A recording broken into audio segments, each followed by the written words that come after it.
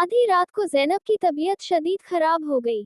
आज 2 दिन के बाद इरफान ने जबरदस्ती इब्राहिम को घर भेजा था ताकि वो थोड़ी देर आराम कर सके। अपनी बहन की ये हालत देखकर वो तो घर जाने को तैयार ही नहीं था। डॉक्टर का कहना था कि वो शदीद ज़हनी दबाव का शिकार है। पहले अपने 2 भाइयों की अचानक मौत ने उसे बहुत बड़ा झटका दिया है, और फिर एक मरे हुए बच्चे को पैदा करके उसकी हालत मजीद खराब हो गई। अपने बच्चे की लाश देखकर उसके कमजोर दिल बुरे तरीके से और असरअंदाज हुआ था। उसके दिल ने इस सदमे को कबूल ही ना किया। हार्ट अटैक की सूरत में वो अपनी ही जान को दांव पर लगा बैठी थी।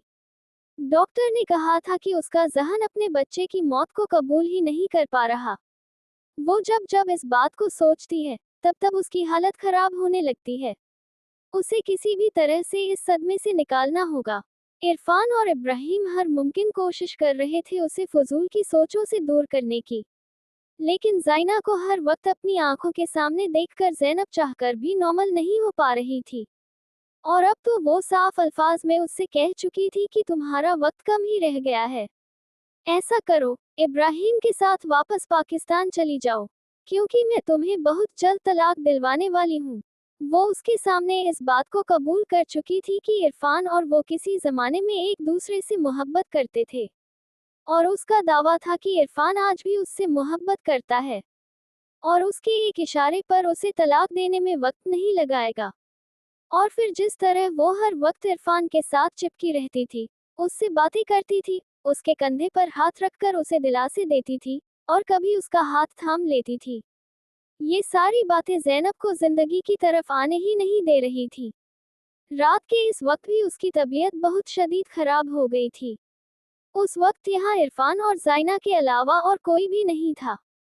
तुम इसका ख्याल रखो, मैं तब तक डॉक्टर को बुलाकर लाता हूँ।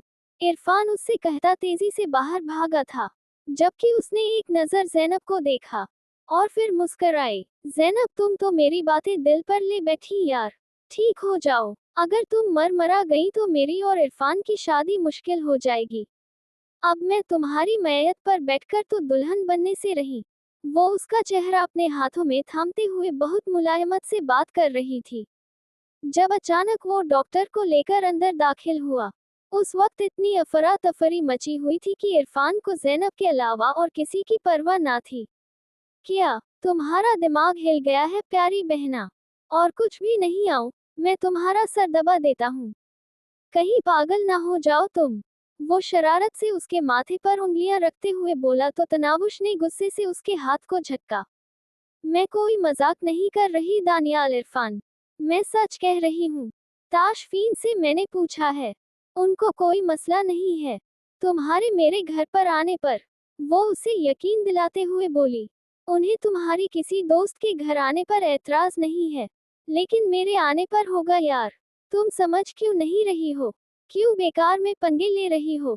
वो उसे समझाने की कोशिश कर रहा था। मेरी मर्जी, इसलिए ले रही हूँ पंगे। और तुम मेरे दोस्त हो, और उन्हें मेरे किसी भी दोस्त के घर आने पर कोई एतराज नहीं है, बस इसीलिए तुम आ रहे हो। अब नो मजीद बहस। तुम्हें पता है, मैं बिरयानी बहुत मज़े की बनाती हूँ। अब वो उससे बड़ी मासूमियत से लालच देने की कोशिश कर रही थी। ठीक है बाबा, आ जाऊंगा मैं तुम्हारे घर, लेकिन फिर बाद में जो होगा उसकी जिम्मेदार तुम होगी, मैं नहीं। याद रखना। वो पहले ही उसे वॉर्न कर रहा था। हाँ ठीक है, बस तुम टाइम पर आ जाना, बिल्कुल भी लेट मत होना, वरना बिरयानी ठंडी हो जाएगी ना। और ठंडा खाना ताशफीन को बिल्कुल भी पसंद नहीं है, वो तो ठंडी चाय भी नहीं पीते। उसने जैसे बहुत पते की बात बताई थी। दानियाल सिर्फ हाँ में सर हिलाकर रह गया। तकरीबन 1.5 घंटे से वो ऑफिस के चक्कर पर चक्कर काट रही थी।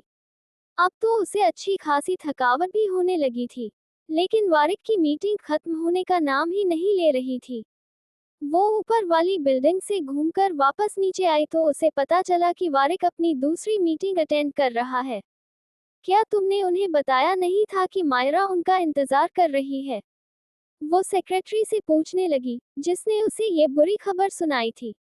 बताया था मैडम, लेकिन वो आपके चक्कर में अपनी जरूरी मीटिंग इग्नोर तो नहीं कर सकते ना। वो कंधे उचकाकर बोली, क्यों नहीं कर सकते? ऐसी भी कौन सी जरूरी मीटिंग है जो मुझसे ज्यादा अहम थी उनके लिए? एक बार बाहर आए, मैं खुद पूछती हूँ। हद नहीं हो गई मतलब? जानकर भी कि मैं यहाँ बाहर उनका इंतजार कर रही हूँ, वो मीटिंग में चले गए। बल्कि मैं जानती हूँ, तुमने उन्हें बताया ही नहीं होगा कि मैं उनका इंतजार कर रही हूँ। यही बात है ना, तुम हो ही शक्ल से मिसनी लगती हो। वो उल्टा उसी पर चढ़ दौड़ी थी। मैम प्लीज अपनी हद में रहें। आप मुझसे इस तरह से बात नहीं कर सकती। मैं इस वक्त अपने काम पर हूँ। मुझे बदतमीजी करने पर मजबूर ना करें। वो उसकी बात सुनकर थोड़ा सा भड़क गई थी। हाँ तो काम पर हो तो क्या बेईमानी करोगी? तुमने उन्हें बताया ही नहीं कि मैं उनका इंतजार कर रही हूँ। उसके आगे से जवाब देने पर मायरा को मजीद गुस्सा आया था। वो जब बाहर आएंगे, तब आप उनसे पूछ लीजिएगा। लेकिन बराए मेहरबानी इस वक्त आप मेरे मुंह ना लगे। पता नहीं आ जाते हैं दिमाग खराब करने के लिए कहां कहां से।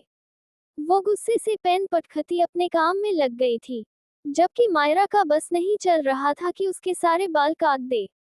जो लहरा लहरा कर वो कभी उधर तो कभी उधर जा रही थी। तुम्हारी तो बेटा, मैं वो हालत करूंगी ना जो जिंदगी भर याद रखोगी। तुम देख लेना। वो गुस्से से उसे वॉर्न करती सामने रखे डेस्क पर जाकर बैठ गई थी।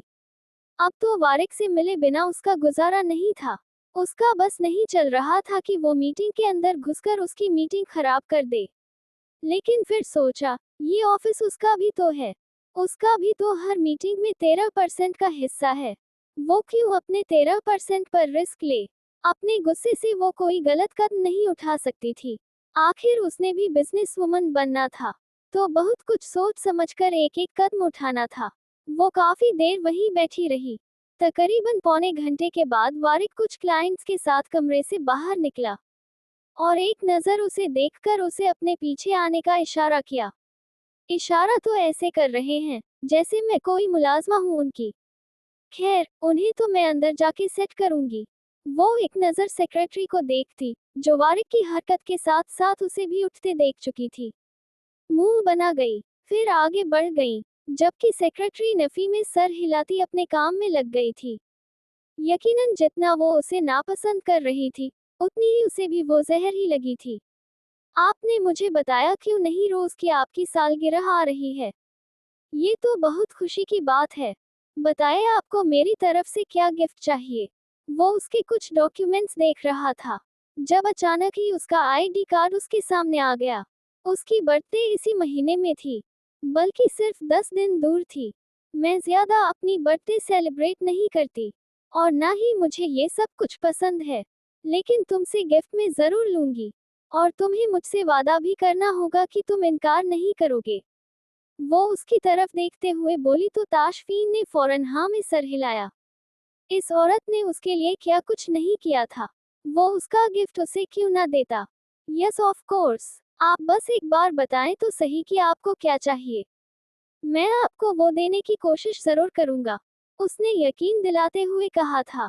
ऐसे नहीं, मैं सबके सामने मांगूंगी। इस दफा मैं अपनी बर्थडे पर बहुत ग्रैंड पार्टी करने वाली हूँ, और वहां सबके सामने मैं तुमसे कुछ मांगूंगी, और तुम मुझे इनकार नहीं करोगे। उसने फिर से उससे अपनी बात दोहराई थी। बिल्कुल भी नहीं, मैं हरगिज इनकार नहीं करूंगा। आपको जो भी चाहिए, मुझे बस एक दफा बता दीजिए, ताकि वो मैं आपकी बर्थडे पार्टी पर वो चीज लेकर हाजिर हो सकूं। ऐसे नहीं, कहा ना, मैं बर्थडे वाले दिन सारी महफिल के सामने मांगूंगी, और फिर तुम्हारा इनकार नहीं चलेगा। याद रखना, तुमने मुझसे वादा किया है। मैं इनकार करने की इजाजत तुम्हें हरगिज नहीं दूंगी। आप बार बार एक ही बात कह रही हैं रोज। ताशफीन इब्राहिम नाम है मेरा, और मैं अपने वादे का पाबंद हूँ। आप एक दफा मांगे, अगर आपको आपकी मांगी हुई चीज न ला कर दी, तो मैं अपना नाम बदल लूंगा। वो बहुत बड़ा दावा कर रहा था। बस ठीक है, तो तुम तैयार रहो मुझे मेरा तोहफा देने के लिए। मैं तुमसे तुम्हारी बहुत बहुत अजीज चीज मांगने वाली हूँ। तुम सोच में पड़ जाओगे कि तुम मुझे वो चीज कैसे दो। वो खिलखिलाकर हंसते हुए बोली तो ताशफीन ने नफी में सर हिलाया। अगर मेरे पास कोई ऐसी चीज है जो आपके किसी काम की है, तो मैं उसको देने के लिए कभी भी किसी सोच में नहीं पड़ूंगा, बल्कि खुशी से आपके हवाले कर दूंगा। क्योंकि मैं जानता हूँ कि उस चीज की जरूरत मुझसे ज्यादा आपको होगी। वैसे भी मेरी जिंदगी में तनावुश से ज्यादा अहम और कुछ भी नहीं है, तो उसे तो आप मुझसे नहीं मांगने वाली। बाकी आप पूरी दुनिया मांग ले, मुझे फर्क नहीं पड़ता। वो चेहरे पर मुस्कुराहट सजाए हुए बोला। और अगर उसी को मांग लिया तो? वो हंसते हुए कहने लगी, मैं जानता हूँ, आप मुझसे मेरी जीने की वजह नहीं छीनेंगी। आपने मेरे लिए इतना कुछ किया है। आपको कुछ देते हुए मुझे दिल से बहुत ज्यादा खुशी होगी रोज। आप एक बार हुक्म तो करें कि आपको क्या चाहिए। ताशफीन इब्राहिम आपके लिए अपनी जान भी दे सकता है। वो पूरे यकीन से कह रहा था। इस औरत के एहसान ही बहुत थे उस पर। वो क्यों ना उसकी मनचाही चीज उसके कदमों में ढेर कर देता। बस फिर तुम तैयार हो जाओ। मैं तुमसे तुम्हारी बहुत खास चीज मांगने वाली हूँ।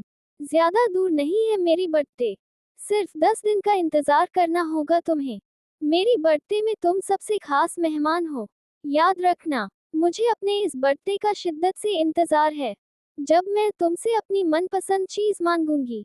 वो मुस्कुराते हुए बोली, जबकि ताशफीन ने सिर्फ मुस्कुराकर हाँ में सर हिलाया था, क्योंकि इतना तो वो समझ गया था कि वो अभी उसे हरगिज अपनी पसंद की उस चीज के बारे में नहीं बताएगी। लेकिन जो भी था, ताशफीन ने खुद से वादा किया था कि वो उसे वो चीज जरूर देगा।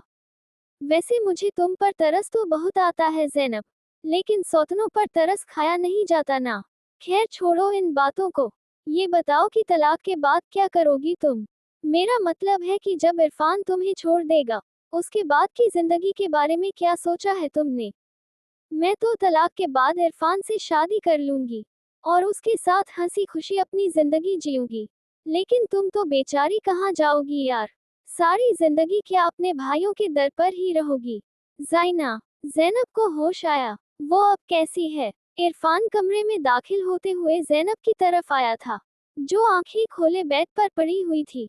उसके पास आते ही उसने उसके माथे पर अपने लब रखे थे। अंदाज चाहत से भरपूर था। मेरी जान, ठीक हो जाओ। दानियाल बहुत ज्यादा तंग करने लगा है मुझे। तुम्हें पता है ना, वो तुम्हारे बगैर सोता भी नहीं है। और अब तो उसको सिवाय रोने के और कोई काम ही नहीं। वो उसका हाथ थामे उससे बोल रहा था, जबकि जाइना जो अपनी ही बातों में मगन थी, घबरा कर एक तरफ होकर रह गई। अब बहुत बेहतर है माशाअल्लाह से। उसे बातें करने पर मजबूर मत करो इरफान। डॉक्टर ने मना किया है। उसने इरफान के कंधे पर रखते हाथ हुए उसे पीछे किया था। मैं उससे बातें करना चाहता हूँ जाइना।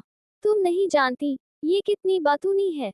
इसकी बातें खत्म होने का नाम नहीं लेती थी। और अब ये एकदम से चुप हो गई है। पिछले 2 महीनों से मैं कैसे रह रहा हूँ इसके बगैर, तुम अंदाजा नहीं लगा सकती। वो उसके हाथ थामे अपने होठों से लगाते हुए बेतहाशा मोहब्बत से बोला था। जाइना को उसका अंदाज अंदर तक जला गया था।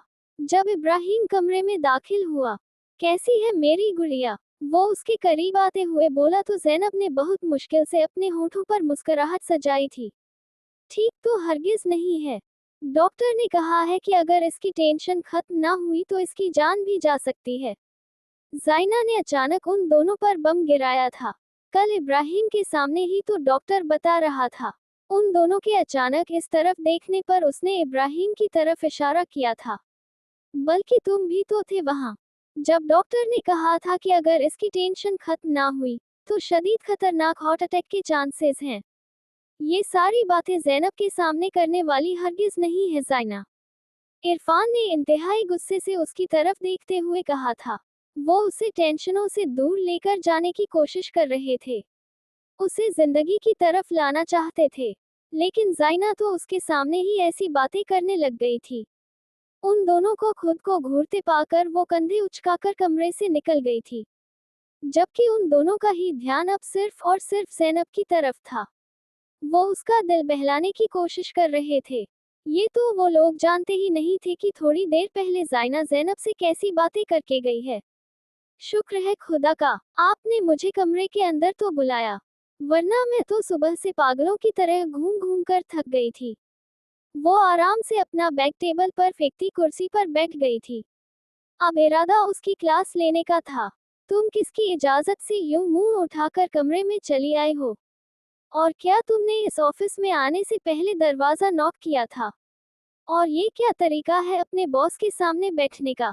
वो एक नज़र सर से पैर तक उसे देखता उससे सवाल करने लगा। बॉस? कौन से बॉस? कैसे बॉस? और मैं इजाज़त क्यों लूंगी आपके कमरे में आने के लिए? और मैं आपकी बीवी हूँ। शायद आप भूल रहे हैं। मैं जैसे चाहूँ आपके सामने बैठ सकती हूँ। वो हैरानगी से उसे देखने लग गई थी। हाँ बॉस, मैं तुम्हारा बॉस हूँ यहाँ। और कौन सी बीवी? कैसी बीवी? तुम बीवी सिर्फ मेरे घर में हो। यहाँ पर तो तुम कोई रिश्ता निभाने में इंटरेस्टेड नहीं थी। तो अब अचानक तुम्हें क्यों याद आ गया कि तुम मेरी बीवी हो? तो तुम यहाँ इस ऑफिस में काम करने के लिए आए हो। तुम्हारे 13% के शेयर्स होने की वजह से मैं तुम्हें एक केबिन प्रोवाइड कर रहा हूँ।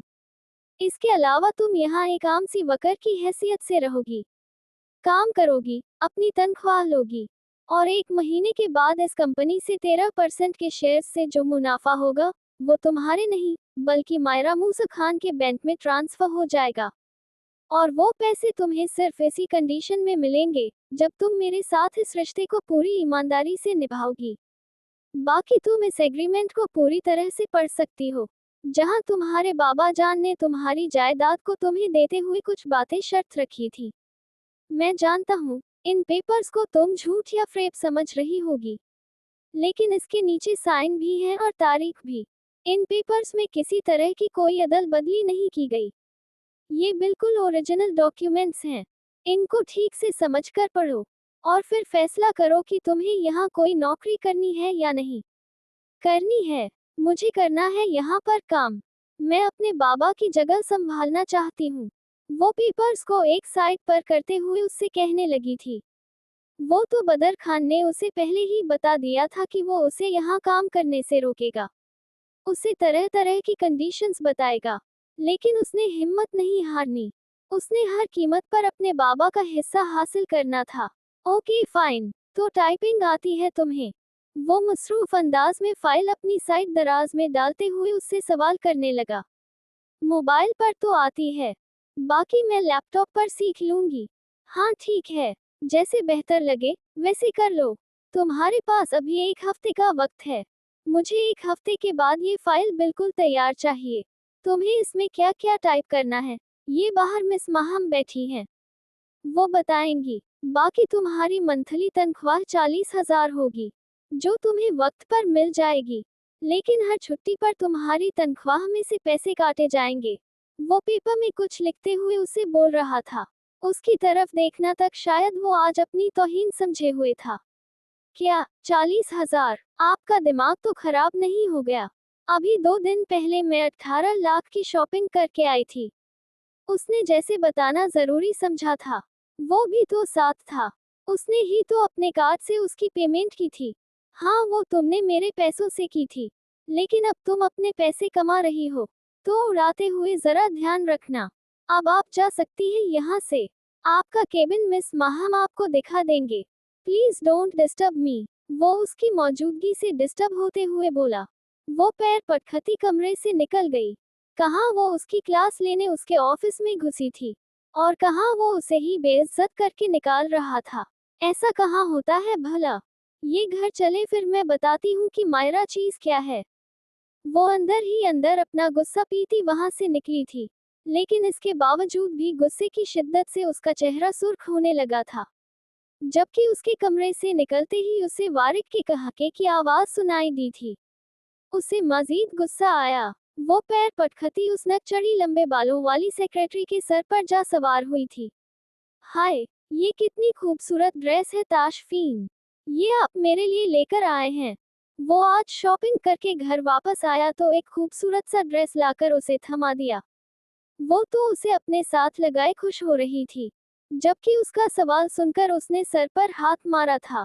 उसकी बीवी वो थी तो वो किसी और के लिए ड्रेस लेकर क्यों आता? लेकिन उसकी झल्ली बीवी ने कब ये बात समझनी थी? उसे ये बात समझाना तो दीवार पर सर मारने के बराबर था। अरे नहीं नहीं, वो नीचे वाली फ्लैट में जो आंटी रहती है ना, ये ड्रेस मैं उनके लिए लेकर आया हूँ।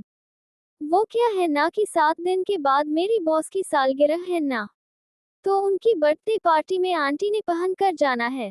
वो चिढ़ने वाले अंदाज में बोला। पहन कर मुझे दुआएं दिया करेगी। वो उसका हाथ थामकर उसे अपनी गोद में बिठाते हुए बोला, जबकि साथ ही साथ वो अपना सर भी सहला रहा था। जबकि वो हैरानगी से उसे देखने लगी। मतलब ये ड्रेस मेरे लिए नहीं थी बल्कि आंटी के लिए है। लेकिन आंटी इतना डार्क कलर पहनेंगी, और वो तो इतनी ज्यादा मोटी थी। ये ड्रेस तो उन्हें कभी भी फिट नहीं आएगी। फिर तो ये वेस्ट हो जाएगी, क्योंकि आंटी तो बहुत ज्यादा मोटी हैं। और आप आंटी के लिए ये लेकर क्यों आए हैं? आपको क्यों बोला उन्होंने ये लाने के लिए? और हम लोग तो उन्हें ठीक से जानते भी नहीं। तो आपको उन्होंने अपने काम क्यों कहे? वो सचमुच में तप उठी थी। उन आंटी से तो मैं खुद बात करती हूँ। आंटी साहिबा के पैर कब्र में लटके थे, और आंटी की फरमाइशें देखें। मेरा ही शौहर नजर आया है उन्हें। वो बड़बड़ाए तो ताशफीन हैरत से उसे देखने लगा। वो सच में इतनी बेवकूफ थी क्या? बेवकूफ लड़की मेरी। उन आंटी के साथ कौन सी रिश्तेदारी है जो मैं उनके लिए कुछ गिफ्ट लेकर आऊंगा? स्टूपिड, ये तुम्हारे लिए ही है। तुम आगे से उल्टी सीधी बहसें कर रही थी, इसीलिए मैंने बोल दिया मजाक में कि आंटी के लिए है। वो समझाते हुए अपने सर पर एक बार फिर से इतने जोर से हाथ मार चुका था कि पटक की आवाज सुनकर तनावुश की हंसी निकल गई। हाँ, तो मुझे नहीं आते आपके तंज समझ में। अब मार दिया ना खुद को इतनी जोर से। उधर आए, मैं मसाज करती हूँ। और उसके सर पर हल्के हल्के हाथ मारते हुए अपनी हंसी को रोकते हुए बोली। जबकि ताशफीन ने उसे घूरा था, जिसका उसने ज्यादा असर ना लिया, बल्कि वो यूं ही आहिस्ता आहिस्ता उसके सर की मसाज करने लगी, जहां उसका हाथ ज्यादा जोर से लगने की वजह से सुर्ख निशान भी बन चुका था। बात सुनो मेरी लड़की, तुमने मुझे मेरा केबिन दिखाना है, और मेरे लिए जो काम है वो भी मुझे बता दो, ताकि मैं कर सकूं। वारिक ने तो कहा है कि कोई टाइपिंग का काम है जो मुझे करना है। मुझे लैपटॉप पर टाइपिंग करनी बिल्कुल भी नहीं आती, लेकिन मैं कोशिश करके सीख लूंगी। इतना भी मुश्किल नहीं होता। वैसे भी मुझे फोन पर टाइपिंग अच्छी खासी आती है। वो बाहर मिस माहम के पास आते हुए कहने लगी थी। उसका बिल्कुल दिल नहीं कर रहा था इस लड़की के मुंह लगने का। उसे ये लड़की बिल्कुल भी पसंद नहीं आई थी। लेकिन कोई बात नहीं, मजबूरी का नाम शुक्रिया। उससे थोड़ी बहुत बात तो वो कर ही लेगी। अब आखिर इसी के साथ काम करना था, तो थोड़ा बहुत राब्ता तो रखना ही था। और वैसे भी वो कौन सा आइंदा उसे मुंह लगाने वाली थी। जी, आप यहाँ मेरे अंडर काम करेगी, और मैं यहाँ आपकी बॉस हूँ। तो आप मुझे लड़की नहीं बल्कि मैम कहकर बुलाया करेगी। और ये जो दरवाजा नजर आ रहा है ना, ये आपका केबिन है। आपको यहीं पर बैठना है। जाकर अपना केबिन चेक कर लीजिए। मैं थोड़ी देर में आपको फाइल भिजवाती हूँ जो आपने टाइपिंग करनी है। अब आप जा सकती हैं। वो मसरूफ अंदाज में बोली। तुम जरूरत से ज्यादा एटीट्यूड नहीं दिखा रही मुझे। वो सीने पर हाथ बांधते हुए उसे घूर कर बोली। ताहिर, उन्हें उनका ऑफिस दिखा दो। मुझे सर ने अंदर बुलाया है। वो अपनी जरूरी फाइल्स उठाकर वारिक के केबिन में चली गई थी। जबकि इतनी इग्नोरेंस पर मायरा का गुस्से से बुरा हाल होने लगा। वो पैर पटक कर अपना ऑफिस देखने आई थी। सामने एक छोटा सा टेबल था, और उसके सामने एक कुर्सी रखी हुई थी। किसी दूसरे फर्द के बैठने की भी जगह नहीं थी वहां। वॉल पर एक छोटा सा पंखा लगा हुआ था, और बस ऑफिस खत्म। दूसरी नजर के लिए कुछ बचता ही नहीं था देखने के लिए। टेबल पर एक लैपटॉप था, जो शायद उसके काम के लिए था, और साथ में एक प्रिंटिंग मशीन। ये आपका ऑफिस है। आपको यहीं पर काम करना होगा। आपकी टाइमिंग 9 से 6 बजे की होगी। और ये फाइल्स माहम मैडम ने दी है आपको देने के लिए। ये आप अभी से टाइप करना शुरू कर दें, वरना काम नहीं हो पाएगा वक्त पर। और सर को ये फाइल 3 बजे तक चाहिए। 3 बजे नहीं, उन्होंने मुझे एक हफ्ते का वक्त दिया है। वो परेशानी से उससे कहने लगी थी। बेशक इसमें सिर्फ 3 पेजेस ही थे जो टाइप करने थे, लेकिन फिर भी उसे अभी तो एक हफ्ते का वक्त कहा था। अब वो उसे 3 बजे का वक्त कैसे दे सकता था? जी, 3 बजे। सर हर वकर का काम एक मीटिंग की सूरत में चेक करते हैं, और आपको भी हर दिन कुछ ना कुछ करके सर को दिखाना होगा। 3 बजे की मीटिंग में आपने सर को अपना ये काम दिखाना है। और ये जो कुछ टॉपिक हैं, वो आज की मीटिंग के लिए बहुत खास हैं। तो आपने उन्हें जल्दी से जल्दी टाइप करना है। वो तफसील से बताते हुए वापस जाने लगा था। जबकि वो उस फाइल को देखने लगी। काम तो ज्यादा नहीं था, लेकिन फिर भी वो 13% की मालकिन से टाइपिंग करवा रहा था। ये बात कुछ हजम नहीं हो रही थी। उसने पंखे को फुल करते हुए कुर्सी पर जगह संभाल कर लैपटॉप ऑन किया था। कंप्यूटर वगैरह यूज करना उसे ज्यादा नहीं आता था, लेकिन हल्का फुल्का काम वो कर ही सकती थी। इतना तो वो इंटरनेट से देखकर भी कर लेती। और वैसे भी वो मायरा थी, और मायरा के लिए कोई काम मुश्किल नहीं था। बकौल मायरा के तो ये भी उसने कर ही लेना था। उसने रॉबिन से कोई बात नहीं की थी, सिर्फ कहा था कि अपनी हद में रहो। और उस दिन के बाद रॉबिन बिल्कुल नॉर्मल हो गया था। तकरीबन 1.5 महीने से उसने कोई पंगा नहीं किया था। और शायद डैनी की मार का असर था कि वो सुधर गया था, या शायद वो कुछ बड़ा प्लान कर रहा था। लेकिन आजकल उसका सारा ध्यान अपनी फिल्म पर था। वो वक्त पर आ रहा था, वक्त पर जा रहा था। और शूटिंग में भी उसने कोई भी ऐसी हरकत ना की थी जिस पर वो परेशान होता। पिछले 1.5 महीने से शूटिंग भी बहुत अच्छे तरीके से हो रही थी। दूसरी तरफ से क्रिस्टीन भी अपने सारे नखरों को एक तरफ रखकर अपने काम में मसरूफ थी, जिसके लिए वो काफी खुश भी था। ऐसे में रोज की सालगिरह का आ जाना भी एक खुशकुन एहसास था। वो उसकी सालगिरह को स्पेशल बनाना चाहता था। वो बस जानना चाहता था कि आखिर रोज उससे मांगने क्या वाली है। आखिर ऐसी कौन सी चीज थी जो रोज को उससे मिलने वाली थी। वो खुद भी सोच सोच कर तंग आ गया था, लेकिन उसे कुछ भी समझ में नहीं आया। फिल्म की आधी से ज्यादा शूटिंग हो चुकी थी। सब अहम सीन्स वो शूट करवा चुका था। अब बस कुछ गैर मामूली सीन बाकी थे जो फिल्म को मुकम्मल करने के लिए जरूरी थे। और उसकी कोशिश ये थी कि रोज की सालगिरह से पहले पहले वो फिल्म की सारी शूटिंग कंप्लीट कर ले। फिर एडिटिंग का वक्त वैसे भी एडिटर्स ने देखना था, और उसका इरादा तनावुश को लेकर कहीं बाहर घूमने जाने का था, जिसके लिए वो रोज से भी बात कर चुका था। और उसे भी कोई एतराज नहीं था। वो तो आजकल अच्छी अच्छी जगह भी देख रहा था, ताकि वो अपना एक मजेदार सा हनीमून प्लान कर सके। उसे जो काम थोड़ा सा लग रहा था, अब अचानक ही बहुत ज्यादा लगने लगा था। उसे 2 दफा लैपटॉप पर फाइल सेव करने की कोशिश की, लेकिन दोनों दफा वो डिलीट हो गई। अब वो तंग आने लगी थी। वो कहाँ इस काम को आसान समझे हुए थी, और कहाँ ये उसकी जान का अजाब बन गया था। उसने तंग आकर फाइल उठाई और वारिक के ऑफिस में जाने लगी, लेकिन मिस माहम ने उसे बीच में ही रोक दिया। कहाँ जा रही हैं आप? उसने उसे पुकारते हुए पूछा था। मैं सर के कमरे में जा रही हूँ, उन्हें अपना काम दिखाने के लिए। वो अपनी फाइल पीछे करते हुए बोली। आपका काम सर नहीं, मैं चेक करूंगी। आपका काम सर 3 बजे के बाद चेक करेंगे। तब तक आप मुझे चेक करवा सकती हैं। वो हाथ आगे करते हुए बोली। उसे अपनी फाइल दिखाने से पहले उसे मौत न आ जाए, तो मैं 3 बजे के बाद सर को ही दिखाऊंगी। वो अपनी फाइल लेकर वापस अपने केबिन में घुस गई थी, जबकि माहम कंधे उचकाकर अपना काम करने लग गई। वो अपने काम में जोरों शोर से मसरूफ थी, लेकिन फिर भी वो बहुत कोशिश के बाद भी फाइल सेव नहीं कर पा रही थी।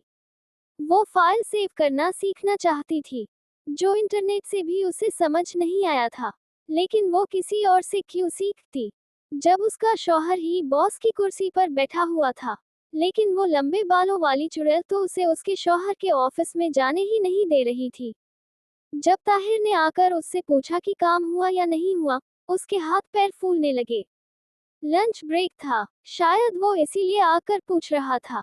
उसने साफ इनकार कर दिया तो ताहिर ने कह दिया कि 3 बजे तक सर की मीटिंग है, और इससे पहले सर को हर हाल में ये फाइल चाहिए, जो उन्होंने आपको टाइप करने के लिए दी हुई है। सिर्फ 3 पेजेस थे, अब तक तो हो जाने चाहिए। ये ना हो कि सर पहले ही दिन आपकी बेइज्जती कर दें। उसने महसूस किया था, ये ताहिर नामी आदमी जरूरत से ज्यादा ही उससे फ्री होने की कोशिश कर रहा था। लेकिन वो मुंह लगाए बगैर चेहरा फेर कर अपना काम करने लगी।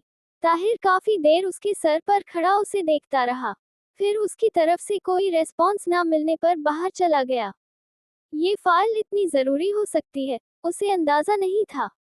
ये फाइल तो उसकी बेइज्जती भी करवा सकती थी, लेकिन वो अपने पहले ही दिन खुद को वारिक के सामने नाकारा साबित नहीं कर सकती थी।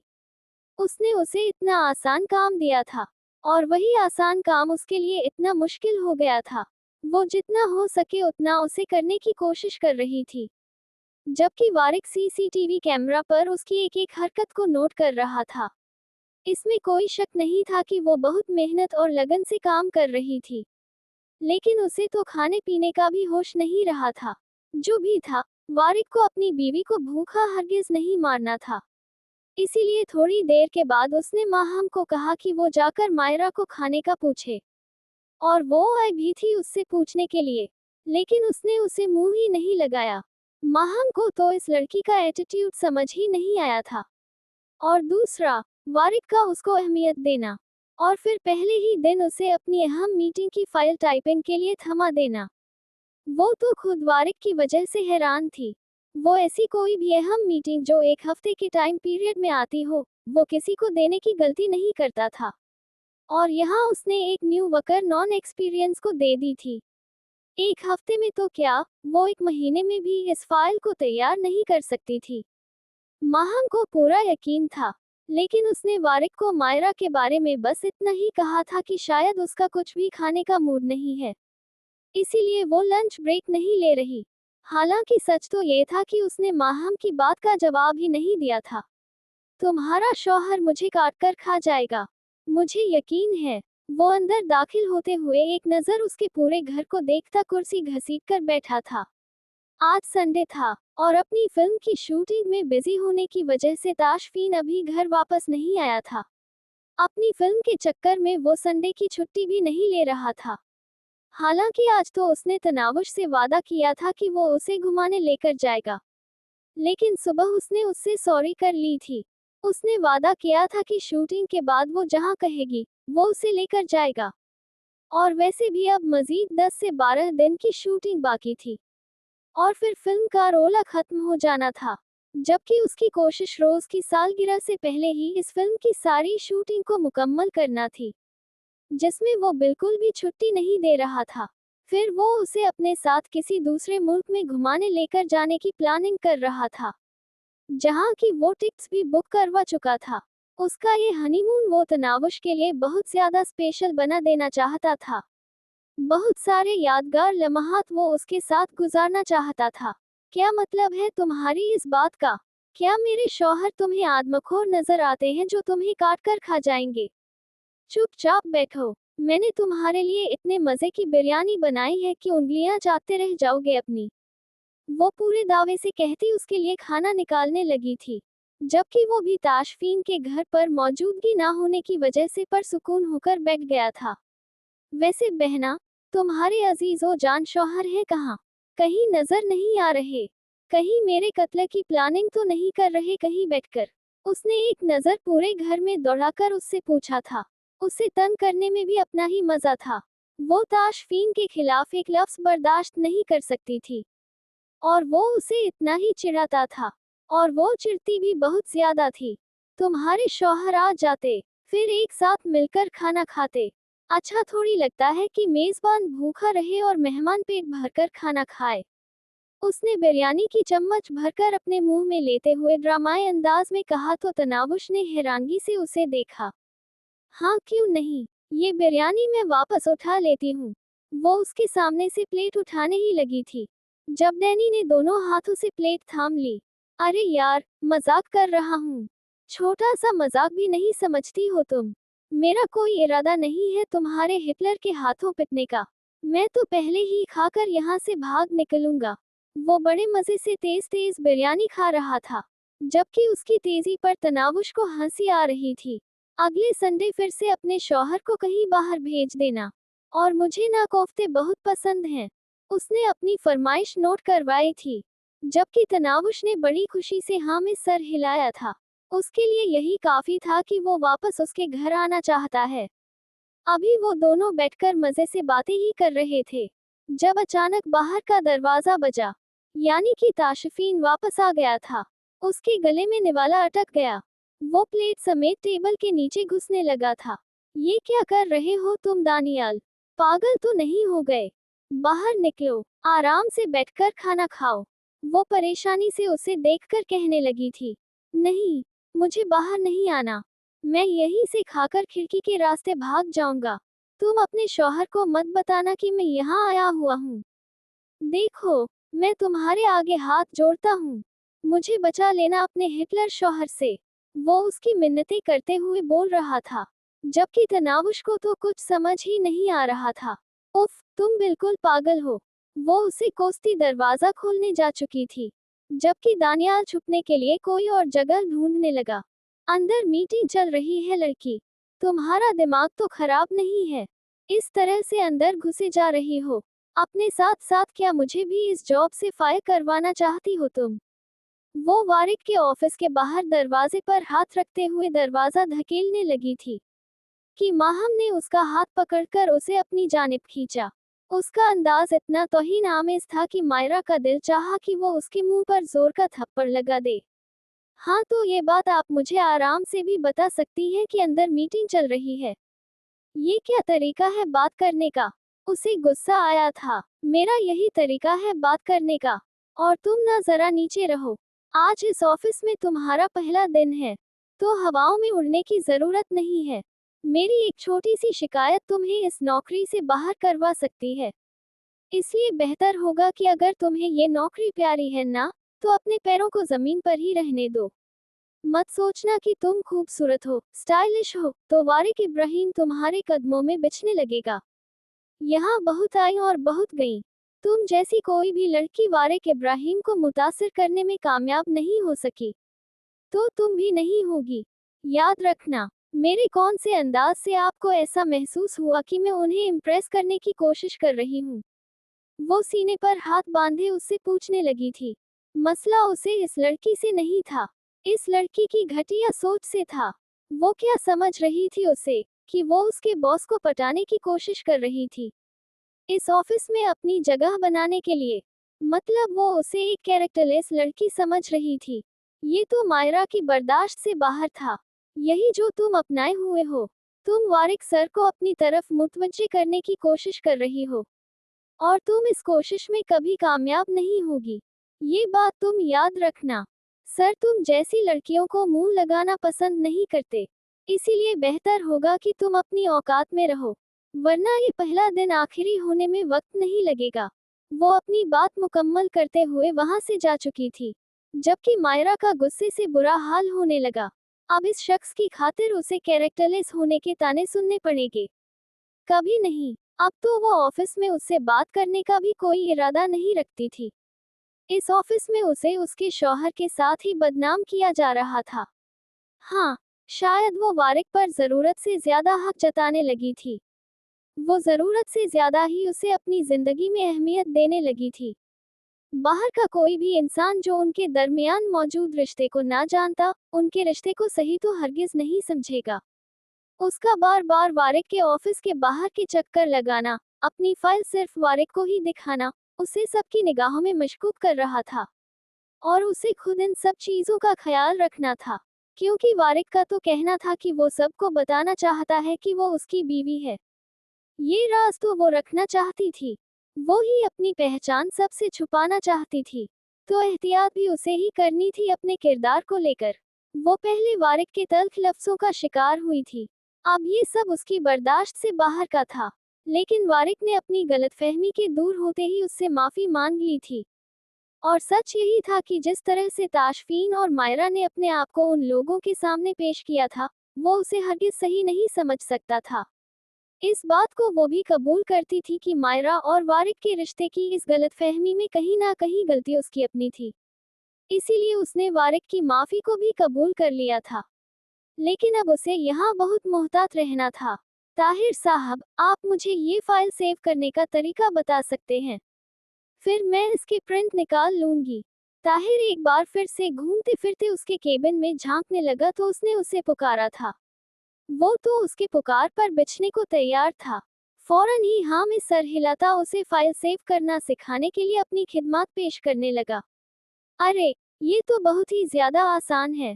असल बात ये है ना कि ये जो सॉफ्टवेयर है, हमारी अपनी कंपनी ने बनाया है। तो इस सॉफ्टवेयर को सिवाय हमारी कंपनी के लोगों के और कोई भी समझ नहीं सकता। फाइल को सेव करना या फिर फाइल को ट्रांसफर करना, या डेटा लीक होने का कोई चांस ही नहीं है। इसके लिए आपको पहले कंपनी की तरफ से एक छोटा सा कोर्स करना पड़ेगा।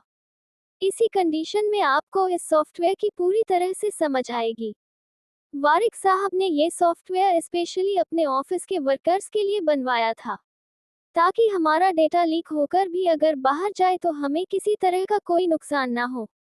वो उसे तफसील से बताते हुए फाइल सेव करने का तरीका बताने लगा था, जबकि वारिक की इस प्लानिंग पर वो सच में मुतासिर हुई थी।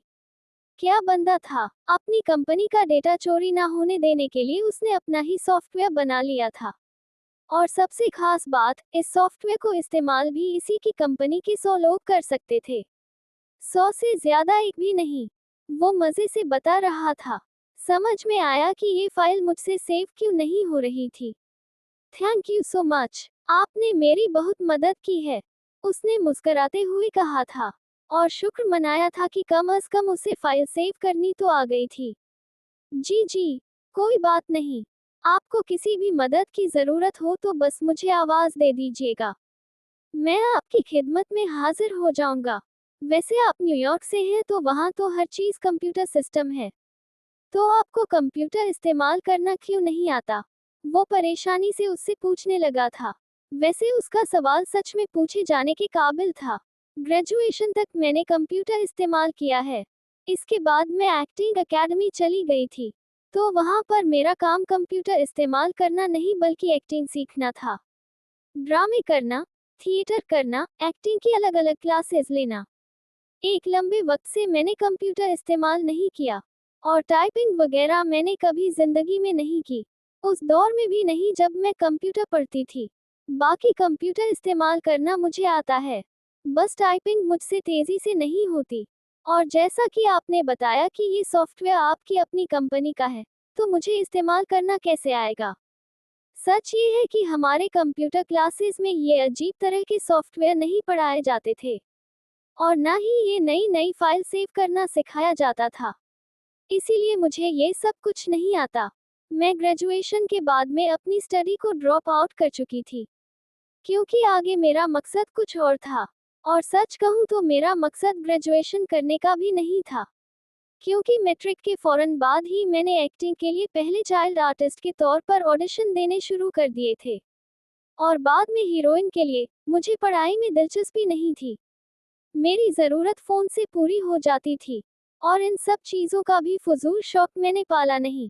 मुझे क्या पता था कि आगे फ्यूचर में ये काम भी मेरे सर पड़ने वाला है। वो उसे बता रही थी, जबकि वो हैरानगी से उसे सुन रहा था, जैसे उसकी बातें यकीन करने के काबिल ना हो। वैसे आप मुझे ये बताएं कि हमारी कंपनी है किस चीज़ की? मेरा मतलब है कि हम इस कंपनी में करते क्या हैं? क्योंकि इस फाइल से तो मुझे कुछ भी समझ में नहीं आया। उसने मुस्कुराकर फाइल साइड पर रखी थी। दिल तो कर रहा था इस ताहिर के मुंह पर एक जोरदार थप्पड़ मारकर उसे उसके औकात बता दे। जो कब से बुत बना उसे देख रहा था, जैसे मायरा ने कुछ अनहोनी बात बता दी हो। लेकिन नहीं, वो कोई फजूल किस्म की हरकत करके वारिक पर अपनी कोई भी नाकामी जाहिर नहीं करना चाहती थी। कितने मजे से उसने उसका मजाक उड़ाया था कि तुम्हें इतना भी पता है कि मेरी कंपनी में काम क्या होता है? जी, हम सॉफ्टवेयर बनाते हैं मायरा जी, और इसके लिए हमें अपनी पढ़ाई मुकम्मल करनी पड़ती है, बल्कि कोर्सेज करने पड़ते हैं। इस कंपनी में काम करने के लिए पहले हमें 1.5 साल का डिप्लोमा करना पड़ता है। आप बिना डिप्लोमे के, बिना कोर्स के यहाँ कैसे आए हैं? मुझे समझ नहीं आ रहा। वो परेशानी से उसे देखने लगा था, जबकि मायरा थोड़ी देर पहले उसे अपनी पिछली जिंदगी के किस्से सुनाकर पछता रही थी। उसे जरूरत ही क्या थी उसे बताने की कि वो अपनी पढ़ाई छोड़ छाड़कर एक्टिंग करने में मसरूफ हो गई। हाँ, मैं तो मजाक कर रही थी। आप सीरियस हो गए? आई एम सॉरी, मुझे मजाक करने की आदत है। मैंने भी सारे कोर्स कैसे हुए हैं। मेरे पास भी सारे डिप्लोमे हैं। ऐसे ही तो मुझे इतनी बड़ी कंपनी की टाइपिंग मास्टर बनाकर नहीं बिठाया गया। उसने बड़ी मुश्किल से अपने पुराने किस्सों पर पर्दा डालने की कोशिश की थी, जबकि ताहिर सिर्फ हाँ में सर हिलाता उठकर बाहर निकल गया था। लेकिन वो भी इसी की तरह कंफ्यूज था। क्या बाबा के जमाने में भी ये कोई सॉफ्टवेयर कंपनी ही होगी? मतलब मेरे बाबा भी सॉफ्टवेयर इंजीनियर थे। मतलब मेरे बाबा उस जमाने में सॉफ्टवेयर इंजीनियर थे। कितने काबिल थे मेरे बाबा। उसे फखरा हुआ था अपने बाप पर। वो अपने बाबा के बारे में सोचते हुए एक बार फिर से वो फाइल रीड करने लगी, जिसमें अब चीजें उसे समझ में आ रही थी। अब उसे पता चल रहा था कि यहाँ पर लिखे अजीबोगरीब नाम किन चीजों के थे जो उसकी समझ से पहले बाहर थे। ताहिर साहब बार बार मायरा के केबिन में क्यों जा रहे हैं? मिस माहम, आपका होश कहाँ है? आपको मैंने इस कंपनी में इसलिए तो नहीं रखा कि आप आराम सुकून से बैठी रहें, और बाकी के वर्कर्स ऑफिस में जगह जगह घूमते हैं, ना खुद काम करें और ना दूसरों को करने दें। मेरे ख्याल में ताहिर साहब आजकल हॉल में बैठकर काम कर रहे हैं, तो बार बार मायरा के कमरे में जाकर उनसे गप्पे हाँकने की क्या तुक बनती है? माहम कमरे में दाखिल हुई तो वो काफी गुस्से से उसे देखते हुए बोला, सर, वो मिस मायरा को कुछ मदद की जरूरत थी, तो ताहिर साहब उनकी मदद करने के लिए गए थे। लेकिन सर, ये लड़की मुझे लग रहा है कि बाकी वर्कर्स को डिस्टर्ब कर रही है। मेरा मतलब है कि वो खुद तो कोई काम कर नहीं रही, बाकी के वर्कर्स को भी वो फजूल में अपने साथ लगाए हुए हैं। खासकर ताहिर साहब तो उनके कदमों में बैठते जा रहे हैं। वो भाग भाग कर उनकी काफी मदद भी कर रहे थे, हालांकि उनका काम सिर्फ 3 पेजेस की टाइपिंग करना है। मुझे ताहिर साहब का ये अंदाज पसंद भी नहीं आया। मुझे इसमें ताहिर साहब की कोई गलती नजर भी नहीं आती। ये लड़की ही जरूरत से ज्यादा उनके साथ फ्री होने की कोशिश कर रही है। बात बात पर मदद मांगने के लिए उसे ताहिर साहब ही नजर आते हैं। लगता है जानती नहीं है कि ताहिर साहब शादीशुदा होने के साथ साथ 2 बच्चों के बाप भी हैं। शट अप माहम, ये क्या तरीका है बात करने का? आपको क्या हक बनता है किसी के किरदार पर उंगली उठाने का? खबरदार, जो मायरा के खिलाफ एक भी लफ्ज कहा आपने, वो ऐसी लड़की हरगिज नहीं है। लगता है आप इस ऑफिस में रहते हुए अपनी पोजीशन को भूल चुकी हैं। आपको यहाँ सेक्रेटरी की जॉब पर इसलिए नहीं रखा गया कि आप दूसरी लड़कियों की कैरेक्टर कुशी करें।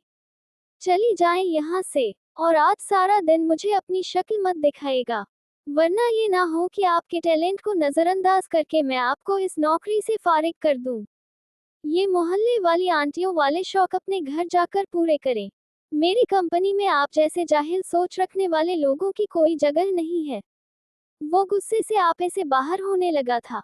बस नहीं चल रहा था कि सामने खड़ी लड़की को शूट कर दे, जो उसकी मायरा के किरदार पर उंगली उठा रही थी, वो भी ताहिर साहब की वजह से। इस ताहिर के बच्चे को तो मैं खुद देख लूंगा, और मायरा को मदद के लिए कोई और नजर नहीं आ रहा। वो गुस्से से अपनी चीजें वही टेबल पर पटकते हुए कमरे से निकल गया था। वो उसके ऑफिस का दरवाजा खटखटाते हुए उसे देखने लगा, जबकि वो छोटे से केबिन में बड़ी मुश्किल से खुद को पंखा झलाने में मसरूफ थी।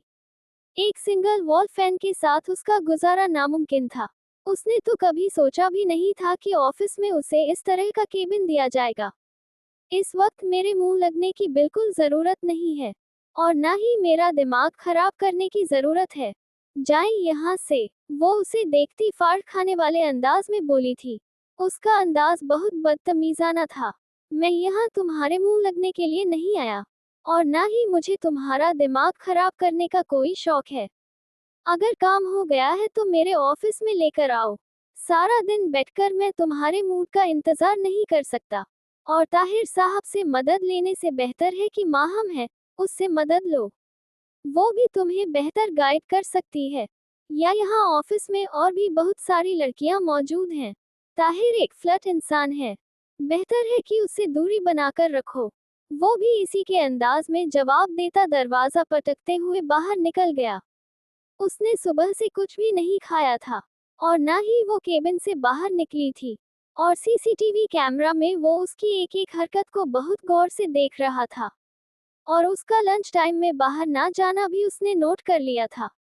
बस उसे अपनी बीवी की फिक्र हो गई थी, लेकिन उसकी बीवी का गुस्सा तो हमेशा की तरह नाक पर था, और नखरा भी। और ऑफिस में वो उसका गुस्सा और नखरा उठाने के मूड में नहीं था। हाँ, लेकिन ये नखरे वो घर पर दिखाए तो वो बाखुशी उठा सकता था। लेकिन घर में तो उसके चेहरे पर हमेशा 12:15 बजे रहते थे। उसे सीसीटीवी कैमरा में उठकर अपने केबिन की तरफ आते देखकर वो सीधा हुआ था। वो दरवाजा नॉक करते हुए अंदर आने लगी। एक तो उसे इतनी जोरों की भूख लगी थी और ऊपर से ये आदमी उससे इस तरह से बात कर रहा था। उसका रवैया उसे ना जाने क्यों तकलीफ दे गया। वो उसकी किसी बात को दिल पर नहीं लेती थी, लेकिन अब उसका अचानक से बदला हुआ अंदाज उसे बिल्कुल पसंद नहीं आया था। कहाँ वो रात तक उससे मोहब्बत लुटा रहा था और कहाँ अब वो सिरे से अपनी निगाहें ही बदल गया था। उसका सख्त और सर्द रवैया उसकी आंखों में पानी ले आया था। अपनी आंखों को रगड़ते हुए उसने धुंधलाए आंखों से फाइल को देखा था। वो किसी बात को दिल पर लेती ही नहीं थी और ना ही कभी किसी बात का बुरा मानती थी, लेकिन अब ना जाने क्यों वारिक का यूं अचानक बदला अंदाज उसकी आंखों में आंसू ले आया था। शायद उसे वारिक से ऐसी उम्मीद ना थी। वो उसकी बीवी बनकर ऑफिस में नहीं रहना चाहती थी। उनका मतलब ये तो नहीं था कि वारिक भी अपने अंदाज बदल ले। वो कैसे भूल गया था कि वो उसकी बीवी है। वो उसके साथ इतना सर्द और रूखा रवैया नहीं रख सकता था। अपनी थोड़ी देर पहले वाली बदतमीजी भुलाकर वो उसकी गलती तलाश कर रही थी। मायरा ने फाइल लाकर उसके टेबल पर सामने रख दी, जिसे इग्नोर करते हुए वो अपने काम में मसरूफ रहा। उसका इस तरह अपने काम को इग्नोर करना उसे बिल्कुल पसंद नहीं आया था। एक वो सुबह से उसे इतने नखरे दिखा रहा था और ऊपर से अब उसका काम भी ठीक से देख नहीं रहा था। आप मेहरबानी करके मेरे काम को चेक करेंगे पहले, वो बहुत गुस्से से बोली थी। वारिक ने उंगली के इशारे से उसे चुप करवाया और फिर से अपनी फाइल पर निगाहें दौड़ाने लगा। मायरा को इस पर शदीद गुस्सा आया, तो वो पैर पटक कर वहां से बाहर जाने लगी। बैठ जाओ मायरा, मैं जरूरी काम कर रहा हूँ। उसे बाहर जाते देखकर उसने टोका था। वो गुस्से से उसे घूरती पलटी और कुर्सी घसीट कर बैठ गई थी। उस तरह से नजरअंदाज कैसे कर सकता था। अगले 5 मिनट में भी वो अपनी फाइल में वो मसरूफ रहा, जब अचानक एक पियन अंदर दाखिल होते हुए उसके सामने कुछ रखने लगा। तुम खाना खाओ, तब तक मैं ये चेक कर लेता हूँ, वो पिज्जा की तरफ इशारा करते हुए उससे बोला था। जबकि मायरा पहले तो इनकार करने का इरादा रखती थी, फिर उसके पेट के चूहों ने उसे इनकार करने की इजाजत ना दी और ऊपर से गर्मा गर्म पिज्जा। वो इनकार कर ही नहीं सकी थी और फिर कहीं ना कहीं उसके लिए खाने के लिए कुछ मंगवाना वारिक की फिक्र को जाहिर कर रहा था और उसे अपनी फिक्र करते देख उसे अच्छा लगता था। उसने भी आराम से प्लेट अपनी तरफ खिसकाई और मजे लेकर खाना शुरू किया। तुम मुझे भी ऑफर कर सकती हो, मैंने भी लंच नहीं किया, वो फाइल बंद करते हुए उससे कहने लगा। तो कर लेते ना, मैंने मना तो नहीं किया था, वो उकताए हुए अंदाज में कहती दूसरा पीस उठाने लगी थी, जबकि वारिक उसकी तेजी को हैरानगी से देख रहा था। वो सच में उस वक्त बहुत ज्यादा भूखी थी। वो बस उसे देखे जा रहा था, जबकि वो सुकून से बिना शर्माए खा रही थी। जब अचानक नजर उसके चेहरे की मुस्कुराहट पर गई और फिर जैसे उसके गले में फंदा अटक गया। उसके अचानक खांसने पर वारिक बेकरारी से पानी का गिलास उसके होंठों से लगा चुका था और उसके करीब आते हुए उसकी पीठ थपथपाने लगा। दूर रहें, हाथ मत लगाना, सुबह से मैंने आपके ऑफिस के हजारों चक्कर लगाए, इस माहम की इतनी घटिया बातें सुनी, ताहिर की फजूल निगाहें बर्दाश्त की, और फिर आप आकर मुझे ही बातें सुनाते हैं। पहला दिन था आज इस ऑफिस में, मुझे इतनी ज्यादा आपकी मदद की जरूरत थी, लेकिन आपने मुझे इग्नोर किया और अब आप यहाँ बैठे हुए भी मुझे इग्नोर कर रहे थे। और अब जरा सी खांसी होने पर आपको मेरी फिक्र लग गई है। बस करें वारिक साहब, कितना दिखावा करेंगे आप, थकते नहीं हैं आप ये सब कुछ करके। वो गुस्से से जैसे फट पड़ी थी, जबकि वारिक तो बस उसका गुस्सा देखकर हैरान रह गया था। मुझे नहीं खाना कुछ भी, आप ही खाएं। वो वहीं पर पिज्जा पटकते हुए उठकर बाहर निकल गई। वारिक ने उसकी आंखों में तैरते पानी को देखा था। उसका सारा सुकून बेचैनी में बदल गया था। वो रो रही थी। वो क्यों रो रही थी? ऐसा भी क्या हो गया था जिससे उसने बैठ के रोना शुरू कर दिया था? इतनी बहादुर लड़की उसकी जरा सी इग्नोरेंस पर तो रोने से रही थी। कुछ तो ऐसा हुआ था जो नहीं होना चाहिए था। वो बेचैनी से कमरे से बाहर निकलता उसके ऑफिस आया था, जहां वो टेबल पर बाजू में अपना सर छुपाए रोए जा रही थी। बेचैनी में वारिक का तो जैसे दिल धड़कना ही भूल गया था। उसका रोना उसे बुरी तरह बेचैनी में मुब्तला कर गया था। उसके आंसू तो वैसे भी वो बचपन से ही बर्दाश्त ही नहीं कर सकता था। अब तो वो तो उसकी जान से अजीज हस्ती बन चुकी थी।